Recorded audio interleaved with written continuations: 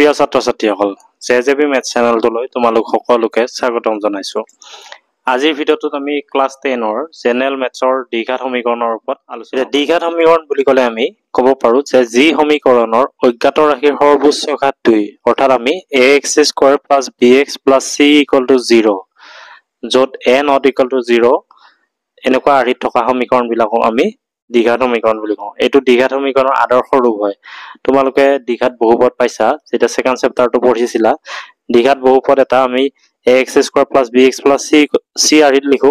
আৰু এই দ্বিঘাত বহুপদটো যেতিয়া আমি 0ৰ সমান কৰি লিখো তাক দ্বিঘাত সমীকৰণ বুলি কোৱা হয়। এতিয়া যেনে ধৰা 2x² + 3x + 5 = 0 এইটো এটা দ্বিঘাত সমীকৰণ। এতিয়া এই সমীকৰণটো যেতিয়া আমি ইয়াৰ লগত তুলনা কৰো তেতিয়া a ৰ ভ্যালুটো কিমান হ'ব? আমাৰ a = 2 হ'ব, b = আমাৰ 3 হ'ব আৰু c = 5। তাৰ মানে x² সহগটোক আমি a বুলি লৈছো আৰু x ৰ সহগটো b আৰু এইটো ধ্ৰুৱক পদ। এতিয়া 5x² - x - 1 = 0 এই সমীকৰণটো যেতিয়া আমি ইয়াৰ লগত তুলনা কৰো তেতিয়া a কিমান হ'ব? আমাৰ 5 হ'ব, b হ'ব, x ৰ সহগটো b, x ৰ সহগ আছে -1 গতিকে b টো -1 হ'ব আৰু c = -1। এতিয়া দ্বিঘাত সমীকৰণ এটাৰ আমাৰ দুটা মূল থাকে আমাৰ দ্বিঘাত সমীকৰণৰ। এতিয়া এই মূল দুটা যদি আমাৰ এটা মূল যদি 0 হয় তেতিয়া c = 0 হ'ব। এতিয়া ধৰা 2x² + 5x ইয়াত = 0 এই সমীকৰণটোৰ মানে এটা মূল 0 হ'ব। তাৰমানে c যদি 0 হয় তেতিয়াহ'লে দ্বিঘাত সমীকৰণ এটাৰ এটা মূল 0 হ'ব। আৰু দ্বিঘাত সমীকৰণৰ আমাৰ মূল দুটাৰ যোগফলটো কি হয়? সাপোজ ax² + bx + c = 0 য'ত a not equal to 0 এইটো আমাৰ দ্বিঘাত সমীকৰণৰ আদৰ্শ ৰূপ, আদৰ্শ ঠাঁচ বুলি কওঁ। এতিয়া এই সমীকৰণটোৰ যদি মূল দুটা আমাৰ আলফা আৰু বিটা হয়,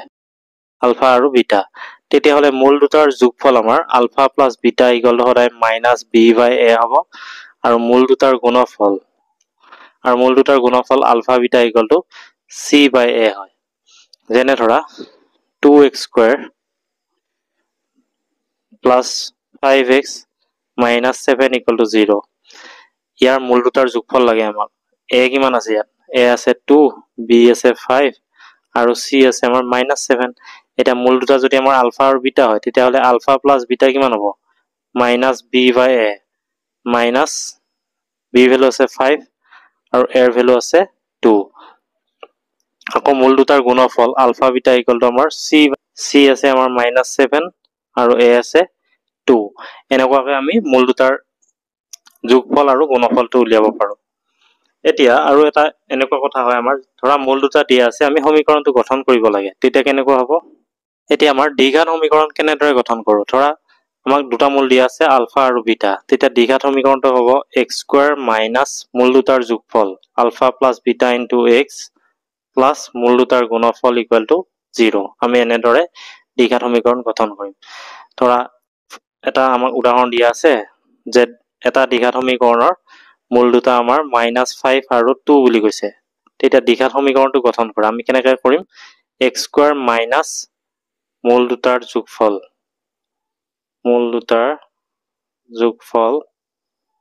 × x প্লাছ মূল দুটাৰ গুণফল = 0। আমি এনেকৈ কৰিম x²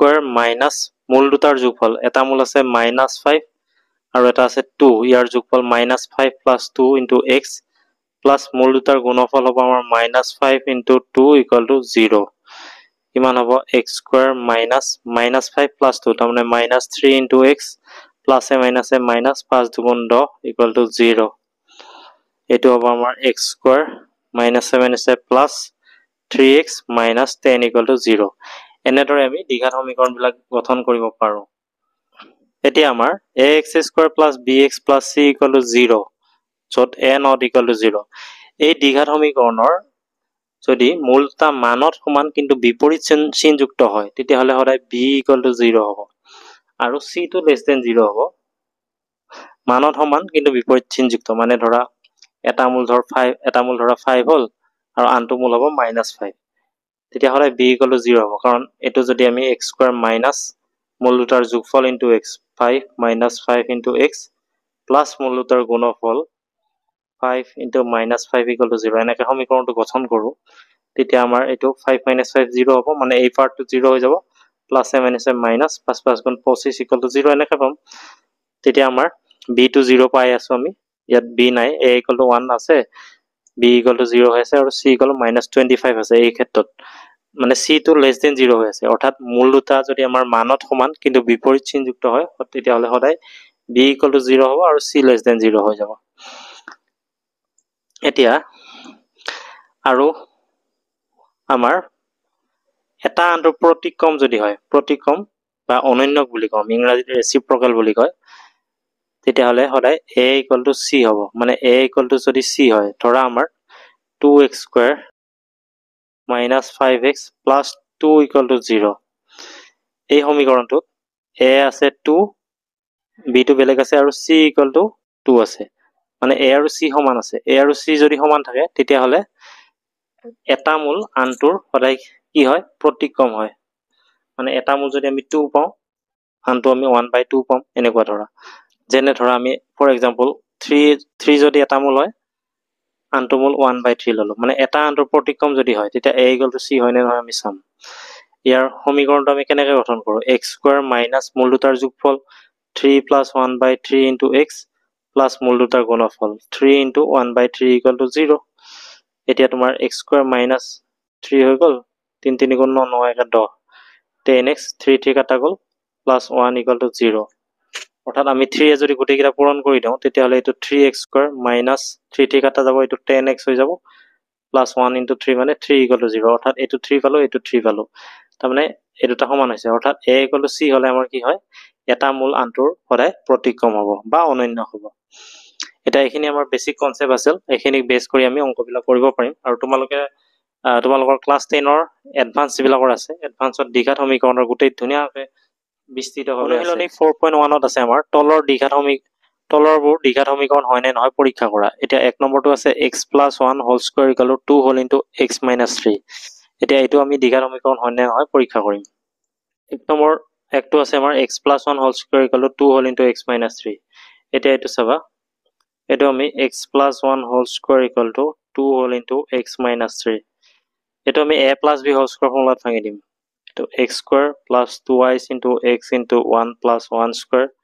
= 2 * x মানে 2x - 2 3 গুণ 6 হ'ব আমাৰ x² + 2 * 1 * x মানে 2i6 হৈ যাব আৰু এইটো i6 টো ইফালে লৈ আহিলো -2i6 plus 1 square মানে 1 minus 6 টো ইফালে লৈ আহিলো plus 6 = 0 এটো আমাৰ x² plus 2x minus 2x কটা গল 1 plus 6 মানে 7 = 0 এটা এটো আমাৰ এতিয়া যেহেতু আমাৰ ax² plus bx plus c